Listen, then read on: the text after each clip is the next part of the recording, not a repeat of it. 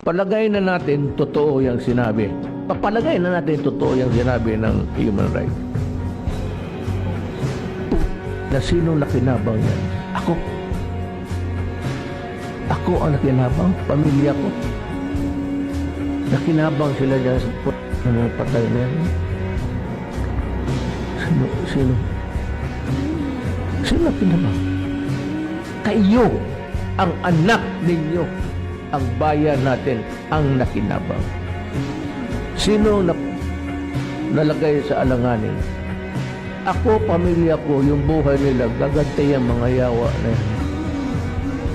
May hindi naman ako milyonaryo na may isa akong squad yan sa likod ng bantay. Ako ba ang napoproblema ngayon? Ako ang nakinabang kayo.